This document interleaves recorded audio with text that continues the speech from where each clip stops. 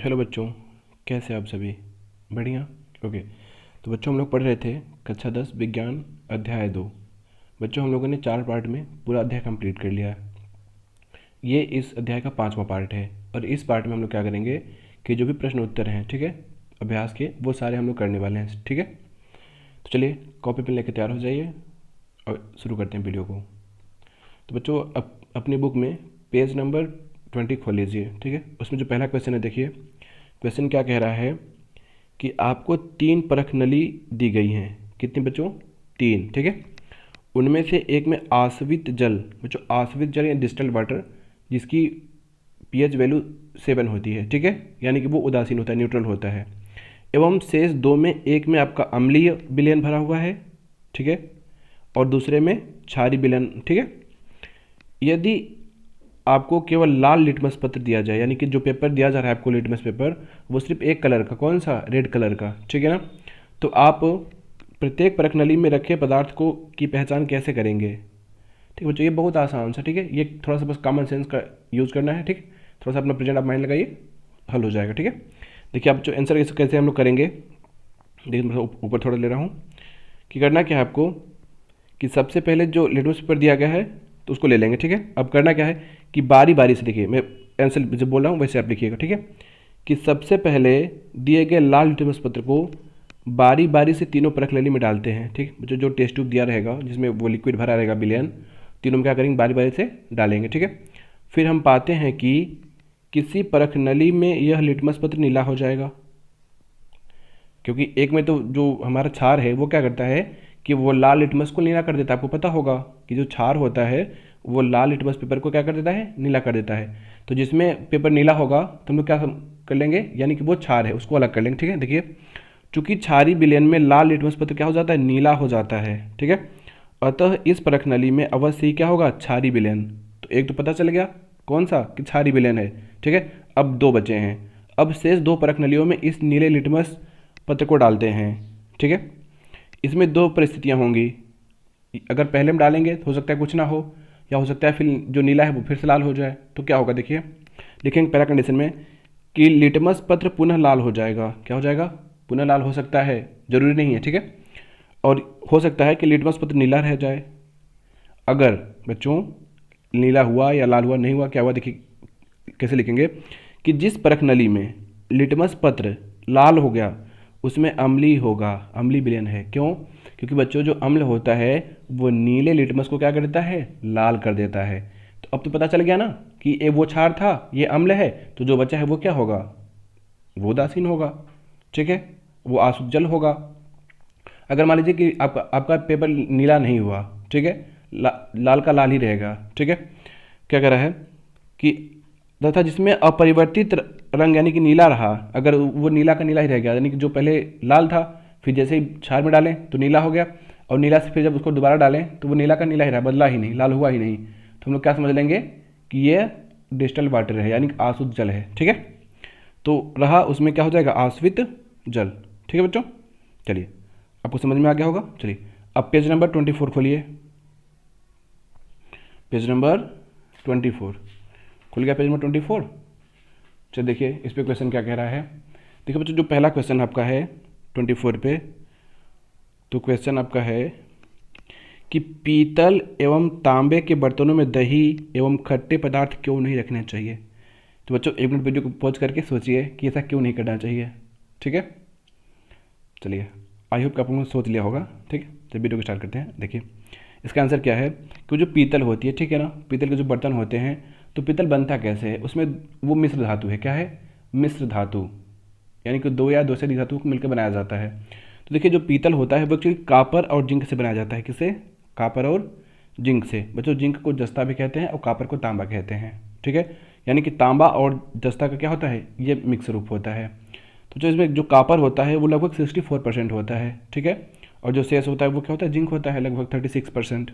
ठीक है, तथा ये जो पीतल होता है ये कापर और जिंक का मिश्र धातु है। तथा तांबे के बर्तनों में दही एवं खट्टे पदार्थ इसलिए नहीं रखे जाते हैं क्योंकि इसमें अम्ल मौजूद होते हैं। किसमें, खट्टे पदार्थ में। ठीक है, जो इससे अभिक्रिया करके हानिकारक यानी कि विषैले यौगिक टॉक्सिक कंपाउंड्स बनाते हैं। कौन? वो जो दही या जो खट्टे पदार्थ होते हैं वो क्या करते हैं कि पीतल से क्या करेंगे, रिएक्ट कर लेंगे और रिएक्ट करके क्या करेंगे, टॉक्सिक कंपाउंड बना लेंगे, ठीक है, जिसके कारण ये खाने लायक नहीं रह जाते हैं, क्या, जो भी रखे जाएंगे सामान, ठीक है। अम्ल की क्रिया से धातु के बर्तन भी संचारित हो जाती है। जो अम्ल होती है वो क्या करती है, धातुओं को भी संचारित कर देती है। संक्षारण मैंने आपको पढ़ाया था पहले चैप्टर में, ठीक है। तो जो क्वेश्चन नंबर 2 देखिए उसी पेज पर, क्वेश्चन नंबर 2 क्या कह रहा है कि, चलिए देखिए क्वेश्चन नंबर 2 कि धातु के साथ अम्ल की अभिक्रिया होने पर सामान्यतः कौन सी गैस निकलती है। बच्चों ये बहुत आसान है, ठीक है। एक उदाहरण के द्वारा समझाइए। इस गैस की उपस्थिति की जांच आप कैसे करेंगे। मैंने ये भी पॉप टेस्ट आपको याद हो गया, पॉप टेस्ट याद है? नहीं, कोई बात नहीं, अभी देखिएगा याद आ जाएगा। आंसर देखिए बच्चों कि धातु के साथ अम्ल अभिक्रिया करके सामान्यतः हाइड्रोजन यानी कि H2 गैस निकालती हैं। एग्जाम्पल आप ले लीजिए कि जिंक है आपका, जब जिंक HCl से क्रिया करे तो क्या बना देगा, ZnCl, आपस में क्रिया कर लेंगे तो ZnCl2 निकल जाएगा, जिंक क्लोराइड निकल जाएगा, ठीक है। बचेगा क्या आपका, H बचेगा तो H2 बन जाएगा, गैस बना लिया देखिए यहाँ पे H2। उसी तरीके से अगर Mg के साथ करेंगे तभी हो जाएगा, ठीक है बच्चों। चलिए बच्चों इसको भी देख लीजिए, ये दूसरा वाला कि यहाँ पे Mg है यानी कि आपका मैग्नीशियम है, ठीक है, और यहाँ क्या सल्फ्यूरिक अम्ल है। तो जब इससे क्रिया करेगा तो क्या हो जाएगा, जो ये Mg है वो SO4 के साथ निकल जाएगा, ठीक है। तो क्या बना लेगा, MgSO4 यानी कि मैग्नीशियम सल्फेट, ठीक है।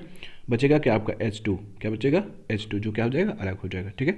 बच्चों इसका जांच देख लेते हैं, जांच कैसे करेंगे, ठीक है। टेस्ट कह रहा है कि जलती हुई माचिस की तीली, क्या बच्चों, जलती हुई माचिस की तीली परखनली के मुंह पर या मुंह के पास ले जाने पर क्या होती है, फट फट की आवाज़ आती है, ठीक है, जिसको हम पॉप साउंड के नाम से जानते हैं, ठीक है, के साथ जलने लगती है। जो उसकी लो होती है तीली की, वैसे फट फट की आवाज़ करके जलने लगती है, ठीक है। तो इसे दर्शाया जाता है कि क्या है कि H2 गैस निकल रही है, H2 गैस की ये पहचान होती है, ठीक है, मैंने पहले भी आपको पढ़ाया था। चलिए क्वेश्चन नंबर 3 देखिए बच्चों, क्वेश्चन नंबर 3, ठीक है। देखिए क्वेश्चन नंबर 3 क्या कह रहा है कि कोई धातु, ठीक है बच्चों, क्या कह रहा है कि कोई धातु यौगिक A, क्या है, किसी धातु का यौगिक है A मान लीजिए, ठीक है, तनु हाइड्रोक्लोरिक अम्ल के साथ क्रिया करता है, किसके साथ, HCl के साथ, ठीक है। अब क्रिया करती है तो बुदबुदाहट उत्पन्न होती है, यानी कि जो रिएक्शन होता है तब क्या होता है, इसमें बुदबुदाहट उत्पन्न होती है, ठीक है।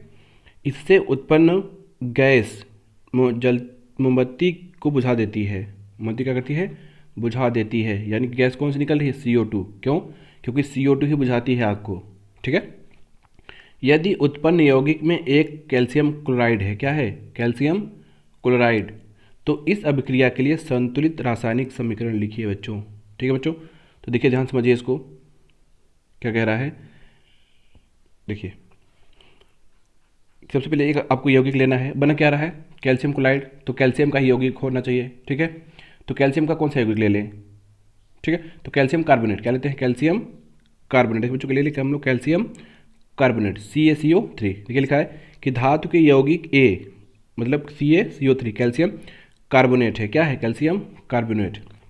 अब इसका रिएक्शन किससे करवाना है, HCl से रिएक्शन करवाना है बच्चों। देखिए होगा क्या कि जब ये Ca कैल्शियम और क्लोरीन क्रिया करने क्या बनाएगा, CaCl2, क्या बनाएगा बच्चों, CaCl2 यानी कि कैल्शियम क्लोराइड, देखिए बन गया कैल्शियम क्लोराइड। बचा क्या आपका CO3 यहाँ बचा है और H2 यहाँ बचा हुआ है। तो देखिए यहाँ पे CO3 तो निकलेगा नहीं, कार्बन ट्राइऑक्साइड नहीं निकलेगा, निकलेगा क्या, कार्बन डाइऑक्साइड, क्यों, क्योंकि यही मोमबत्ती को बुझा रही है, ठीक है। तो CO2 निकल जाएगी, ठीक है। उसके अलावा क्या निकलेगी, यहाँ से एक ऑक्सीजन बचा हुआ है, यहाँ से 2 हाइड्रोजन, तो क्या बन जाएगा H2O यानी कि जल, ठीक है। चलिए बच्चों अब पेज नंबर 27 खोल लीजिए आप लोग, पेज नंबर 27, ठीक है। चलिए देखिए इसमें पहला क्वेश्चन क्या रहा है 27 पे, पहला क्वेश्चन आपका कह रहा है, क्या कह रहा है, कुछ कह रहा है कि नहीं चलिए देखिए क्या कह रहा है।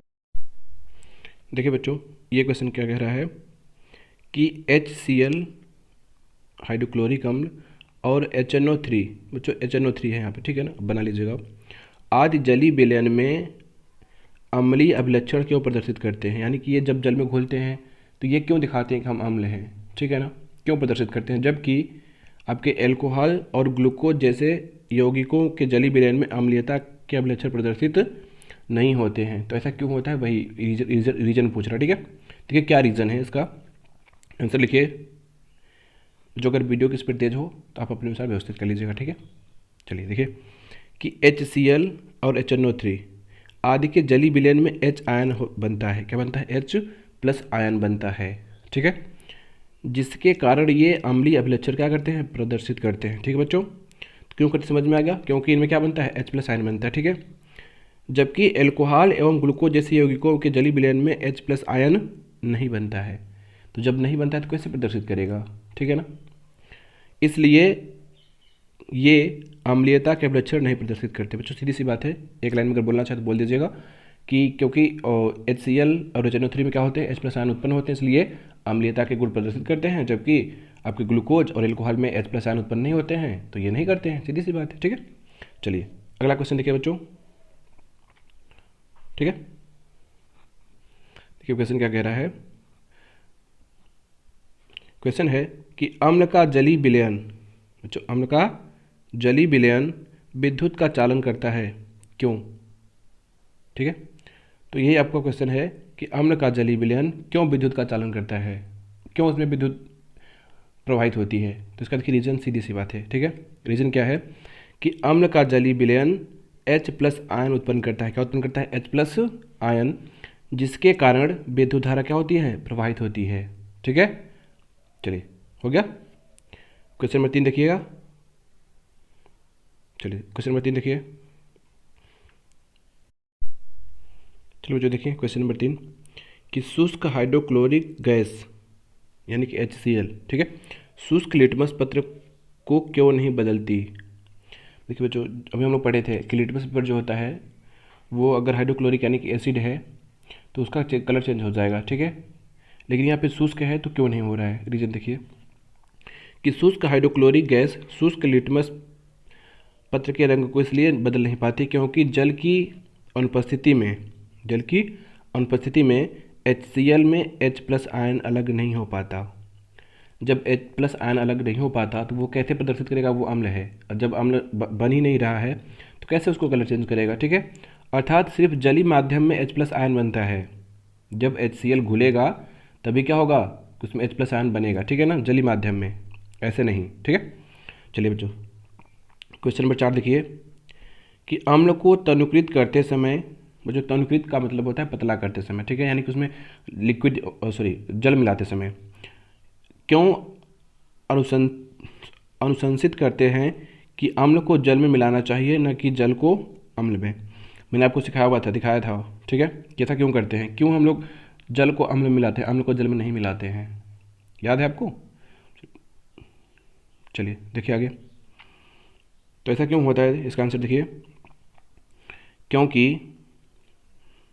क्योंकि जल में अम्ल या क्षारक के घुलने की क्रिया क्या होती है? अत्यंत उष्माक्षेपी होती है। उष्माक्षेपी तो पता ही होगा, उष्माक्षेपी माने क्या होता है कि जिसमें उष्मा बाहर निकलती है, ठीक है। जल में सांद्र नाइट्रिक अम्ल यानी कि HNO3 या सल्फ्यूरिक अम्ल H2SO4 अम्ल मिलाते समय अत्यंत सावधानी रखनी चाहिए।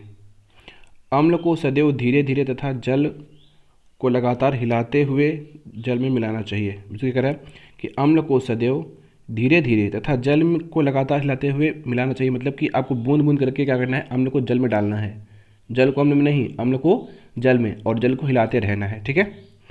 सांद्र अम्ल में जल मिलाने पर उत्पन्न हुई ऊष्मा के कारण मिश्रण आस्फित होकर के बाहर आ सकता है। यानी जिस जार में आप मिला रहे होंगे, जिस ट्यूब में मिला रहे होंगे, हो सकता है उसमें फूल करके आ जाए, क्रिया करके बाहर आ जाए, ठीक है। तथा आप जल सकते हैं क्योंकि जो एसिड होते हैं वो जलते हैं, ठीक है।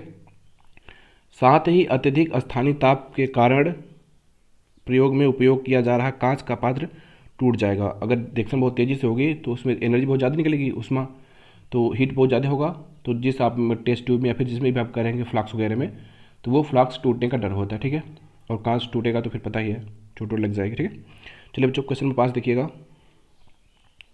जो क्वेश्चन नंबर 5 क्या कह रहा है, ध्यान से देखिए, क्वेश्चन पढ़िए कि अम्ल के विलयन में या अम्ल के विलयन को तनुकृत करते समय हाइड्रोनियम आयन H3O यानी कि जल में एक हाइड्रोजन और जुड़ जाएगा, ठीक है। तो H3O पॉजिटिव की सांद्रता कैसे प्रभावित हो जाती है, ठीक है। देखिए इसका आंसर देखिए बच्चों, इस तो मैंने आपको बताया हुआ है, फिर देख लीजिएगा कि अम्ल के विलयन में जल मिलाने पर H प्लस आयन H2O से संयोग करके, किससे? H2O से संयोग करके, यानी कि जो अम्ल H प्लस आयन देता है वो करता क्या है कि जल से क्या करेगा, क्रिया कर लेगा। ये H कहाँ का है? ये अम्ल का H है, ठीक है। और ये H2O तो जो जिस जल में घोला जा रहा है वो जल है, से संयोग करके H3O पॉजिटिव आयन बनाते हैं। अम्ल के विलयन को तनुकृत करते समय हाइड्रोनियम आयन की सांद्रता में क्या होती है, कमी हो जाती है, ठीक है। चलिए आगे देखिए, प्रश्न नंबर 6 क्या कह रहा है कि जब सोडियम हाइड्रोक्साइड यानी कि NaOH विलयन में अधिक क्षारक मिलाते हैं, क्या मिलाते हैं, क्षारक, NaOH खुद क्षार है, उसमें और क्षार मिलाना, ठीक है, तो हाइड्रोक्साइड की सांद्रता को कैसे प्रभावित होती है, ठीक है। देखिए इसका आंसर देखिए, क्या कह रहा है कि जब सोडियम हाइड्रोक्साइड यानी कि NaOH के विलयन में अधिक क्षारक मिलाते हैं, तो जो अधिक का मतलब होता है कि अधिक मात्रा में, तो OH आयन की सांद्रता क्या होती है, बढ़ जाती है। क्यों? क्योंकि ऑलरेडी वो क्या है, क्षार है, यानी OH है, अगर उसमें और OH मिलाएंगे तो क्या हो जाएगा, वो और ज़्यादा क्या हो जाएगा, क्षारी हो जाएगा ना, तो OH की सांद्रता क्या हो जाएगी, बढ़ जाएगी। देखिए वही है कि OH की आयन की सांद्रता क्या हो जाएगी, बढ़ जाएगी। क्यों? क्योंकि क्षार ऑलरेडी है और क्षार मिला रहे हैं उसमें, ठीक है। चलिए बच्चों क्वेश्चन नंबर अगला देखिए, पेज नंबर 31 खोल लीजिए जल्दी से, पेज नंबर 31, ठीक है। देखिए इसमें क्या कह रहा है, पहला क्वेश्चन क्या बच्चों 31 का, देखिए खुल गया। चलिए पढ़िए क्वेश्चन कि आपके पास विलयन ए, ठीक है, ये विलयन, ठीक है, एवं बी, आपके पास विलयन ए एवं बी हैं, दो विलयन है आपके पास, ए और बी।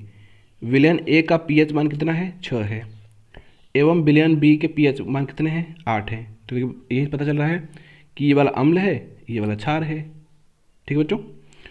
किस विलयन में हाइड्रोजन आयन की सांद्रता अधिक है, तो जाहिर सी बात है कि जिसकी पीएच वैल्यू कम होगी, यानी कि जो अम्ल होगा उसकी H प्लस आयन की सांद्रता ज़्यादा होगी। इनमें कौन सा अम्ल है तथा कौन सा क्षार की है, पूछ रहा है कौन सा अम्ल है कौन सा क्षार है, तो ये तो बहुत सिंपल सा क्वेश्चन है, ठीक है। तो कह रहा है कि देखिए बच्चों आंसर देखिए कि विलयन ए का पीएच वैल्यू कितना है, 6 है, इसलिए यह अम्लीय होगा। क्यों? हमको पता है कि 7 से अगर कम होगा तो क्या हो जाएगा, अम्लीय होगा, 7 से ज़्यादा होगा तो क्षारी, 7 होगा तो उदासीन, क्योंकि पीएच वैल्यू क्या है, 7 से कम है।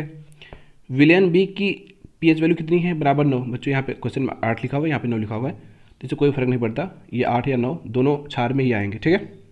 फर्क पड़ता है लेकिन यहाँ पे दोनों क्षार में ही आएंगे, ठीक है। तो 9 है, इसलिए यह क्या होगा, ये क्षार की होगा, क्योंकि पीएच वैल्यू 7 से क्या है, अधिक है। विलयन ए में H प्लस आयन की सांद्रता अधिक होगी, क्यों? क्योंकि वो अम्लीय है, जो जितना ज़्यादा अम्लीय होगा उसमें H प्लस आयन की सांद्रता उतनी ही अधिक होगी, ठीक है। चलो बच्चों क्वेश्चन नंबर 2 देखिए, क्वेश्चन पढ़िए पहले कि H प्लस आयन की सांद्रता विलयन की प्रकृति पर क्या प्रभाव डालती है। तो सिंपल सा बात है, ठीक है।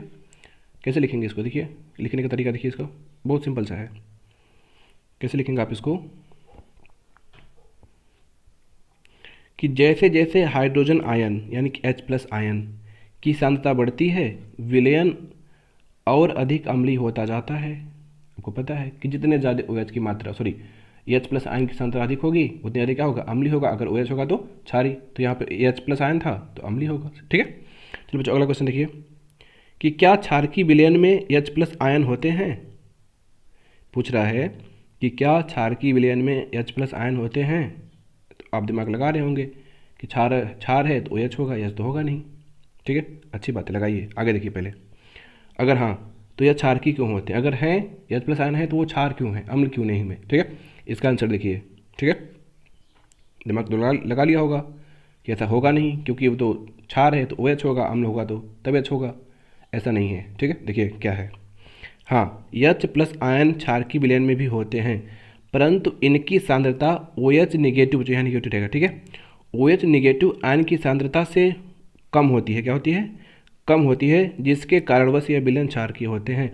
मैंने आपको बताया था कि जिसकी मात्रा अधिक होगी वही दिखेगा, ठीक है। जैसे मैंने आपको जब रिएक्शन करवा रहा था तो प्रबल अम्ल और दुर्बल क्षार का जब रिएक्शन करवाते थे तो क्या बनता था, लवण कैसा बनता था कि अगर प्रबल अम्ल लिए हैं तो अम्लीय लवण बनता था, अगर दुर्बल अम्ल लिए हैं तो प्रबल क्षारी प्रबल क्षार था तो क्षारी लवण बनता था। तो इसी तरीके से यहाँ भी H+ आयन होते हैं, लेकिन वो दिखते नहीं है। क्यों? क्योंकि OH की मात्रा क्या होती है? ज़्यादा होती है। ठीक बच्चों, समझ गए ना? कन्फ्यूजन नहीं है ना? तो अब आपके दिमाग में आ रहा होगा कि क्या अम्ल में भी OH आयन होते हैं? अगर होते हैं तो क्यों दिखाई नहीं देते हैं, या क्या क्या रीज़न होता है? ठीक है, उससे क्या होता है? तो आप अगर वीडियो देख रहे हैं तो मुझे कमेंट करके ज़रूर पूछें। ठीक है, मैं आपके कमेंट का रिप्लाई करूँगा, ऐसे नहीं बताऊँगा। ठीक है, चलिए आगे देखिए। चलिए बच्चों देखिए क्वेश्चन नंबर 4 क्या कह रहा है कि कोई किसान खेत की मृदा की परिस्थिति में बिना बुझा हुआ चूना यानी कि कैल्शियम ऑक्साइड या बुझा हुआ चूना कैल्शियम हाइड्रोक्साइड या चॉक यानी कि कैल्शियम कार्बोनेट का उपयोग करेगा। तो वो ऐसा क्यों करेगा? देखिए आंसर देखिए इसका कि कब करेगा या क्यों करेगा। कि जब खेत की मृदा अम्लीय होती है, कैसी होती है? अम्लीय, यानी कि उसमें एसिडिटी ज़्यादा हो जाती है, तभी किसान इसमें कैल्शियम ऑक्साइड या कैल्शियम हाइड्रोक्साइड तथा कैल्शियम कार्बोनेट मिलाते हैं। क्यों मिलाते हैं? ताकि मिट्टी उदासीन हो जाए। उदासीन क्यों होगी? क्योंकि ये तीनों अम्लीय हैं, सॉरी क्षारीय हैं, और जो क्षारीय है वो क्या करेगा? खेत की यानी मिट्टी की अम्लीयता को क्या करेगा? न्यूट्रल कर देगा, या तो क्या करेगा? कम कर देगा। ठीक है, या इसका पीएच परास खेती के लिए क्या हो जाए? उपयुक्त हो जाए, मतलब पीएच परास इतना हो जाए कि जो फसल वो अच्छे से उपज होने लगे। ठीक है, चलिए बच्चों अब आप पेज नंबर 36 खोल लीजिए, पेज नंबर 36। ठीक है, खोलिए जल्दी से पेज नंबर 36। चलिए खुल गया, गुड। चलिए देखिए क्या करा है कि CaOCl2 यौगिक का प्रचलित नाम बताइए। तो क्या इसका नाम है? इसका प्रचलित नाम है बच्चों विरंजक चूर्ण यानी कि ब्लीचिंग पाउडर। अच्छा, इसके और नाम क्या है बताइए? कैल्शियम हाइपोक्लोराइड या कैल्शियम ऑक्सीक्लोराइड। ठीक है, जो दूसरा क्वेश्चन देखिए कि उस पदार्थ का नाम बताइए जो क्लोरीन से क्रिया करके विरंजक चूर्ण बनाता है। तो विरंजक चूर्ण कैसे बनता है? हमने बताया था ना कि कैल्शियम हाइड्रोक्साइड यानी कि बुझा हुआ चूना से क्रिया करके बनाता है। ठीक है, देखिए आंसर में ये लिखा होगा कि शुष्क बुझा हुआ चूना कैल्शियम हाइड्रोक्साइड यानी कि CaOH का वोल्ट वाइज क्लोरीन से क्रिया करके विरंजक चूर्ण बनाता है। आप ये रिएक्शन देख लीजिए, मैंने ये रिएक्शन पहले भी करवाया हुआ है। ठीक है, तो इसको करवाने की कोई ज़रूरत नहीं है, आप लोग के तो इतना तो आता ही होगा। ठीक है, चलिए देखिए अगला क्वेश्चन देखिए बच्चों। क्वेश्चन नंबर 3 क्या कर रहा है कि कठोर जल को मृदु करने के लिए किस सोडियम यौगिक का उपयोग किया जाता है? ठीक है, तो मैंने आपको बताया था कि जब आपको पढ़ा रहा था कि सोडियम कार्बोनेट जो यहाँ पे Na2CO3 होगा, Na2CO3, इसे धोने का सोडा भी कहते हैं, जिसको हम धावन सोडा कह रहे थे। ठीक है, तो इससे क्या करते हैं कि जल की कठोरता को हम क्या करते हैं? दूर करते हैं। ठीक है, यानी कि कठोर जल को मृदु बनाने का काम करते हैं। किससे? सोडियम कार्बोनेट यानी कि Na2CO3। बच्चों यहाँ पे 3 रहेगा। ठीक है ना? चलिए बच्चों क्वेश्चन नंबर 4 देखिए। 4 क्या कह रहा है? 4 कह रहा है कि सोडियम हाइड्रोजन कार्बोनेट,